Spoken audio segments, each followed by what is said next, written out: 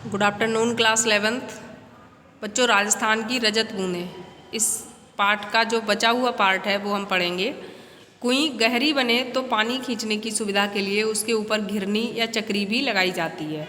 ये गरेड़ी, चरखी या फरेड़ी भी कहलाती है। फरेड़ी लोहे की दो भुजाओं पर भी लगती है, लेकिन प्रायः ये गुलेल के आकार के एक मजबूत तने को काटकर उसमें आर पार छेद बनाकर लगाई जाती है।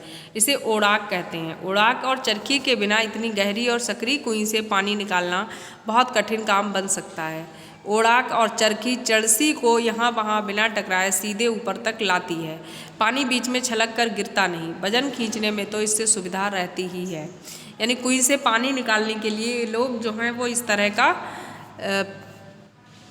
जो ओड़ाक है वो बनाते हैं। पहले अपने यहाँ अगर किन्हीं बच्चों ने देखे होंगे तो रहट चलते थे, तो वो रहट का ही ये एक रूप है जिससे कि पानी निकालने का काम जो था वो कुएं से होता था। वही काम वहाँ पर वो कुएं से करते हैं, क्योंकि उसमें बहुत कम पानी रहता है। खड़िया पत्थर की पट्टी एक बड़े भाग से गुजरती है, इसलिए उस पूरे हिस्से में एक के बाद एक कुएं बनती जाती है। ऐसे क्षेत्र में एक बड़े साफ सुथरे मैदान में 30-40 कुइयाँ भी मिल जाती हैं। हर एक घर की एक कुएं, परिवार बड़ा हो तो एक से अधिक भी। निजी और सार्वजनिक संपत्ति का विभाजन करने वाली मोटी रेखा कुएं के मामले में बड़े विचित्र ढंग से मिट जाती है। हर एक की अपनी अपनी कुएं है, उसे बनाने और उससे पानी लेने का हक उसका अपना है। लेकिन कुएं जिस क्षेत्र में बनती है वह गांव समाज की सार्वजनिक जमीन है। उस जगह पर बरसने वाला पानी ही बाद में वर्ष भर नमी की तरह सुरक्षित रहेगा और इसी नमी से साल भर कुइयों में पानी भरेगा। नमी की मात्रा तो वहाँ हो चुकी वर्षा से तय हो गई है। अब उस क्षेत्र में बनने वाली हर नई कुएं का अर्थ है पहले से तय नमी का बंटवारा। इसलिए निजी होते हुए भी सार्वजनिक क्षेत्र में बनी कुइयों पर ग्राम समाज का अंकुश लगा रहता है। बहुत ज़रूरत पड़ने पर ही समाज नई कुएं के लिए अपनी स्वीकृति देता है। यानी जिन ज़मीन पर बनाई जाती है वो सार्वजनिक ज़मीन होती है, ग्राम समाज की ज़मीन होती है, लेकिन जो बनाता है वो कुएं जो है अपनी उसकी पर्सनल हो जाती है। हर दिन सोने का अंडा देने वाली मुर्गी की चिर परिचित कहानी को ज़मीन पर उतारती है कुएं। इससे दिन भर में बस 2-3 घड़ा मीठा पानी निकाला जा सकता है। इसलिए प्रायः पूरा गांव गोधूली बेला में कुइयों पर आता है। गोधूली यानी शाम के समय, जब सूरज छिपता है उस समय का जो समय होता है उसको गोधूली कहते हैं। उस समय पर पूरा गांव जो है वो कुइयों पर पानी लेने के लिए आता है। तब मेला सा लग जाता है। गांव से सटे मैदान में 30-40 कुइयों पर एक साथ घूमती घिरनियों का स्वर गोचर से लौट रहे पशुओं की घंटियों और रवाने की आवाज़ में समा जाता है। 2-3 घड़े भर जाने पर डोल और रस्सियाँ समेट ली जाती हैं। कुइयों के ढक्कन वापस बंद हो जाते हैं।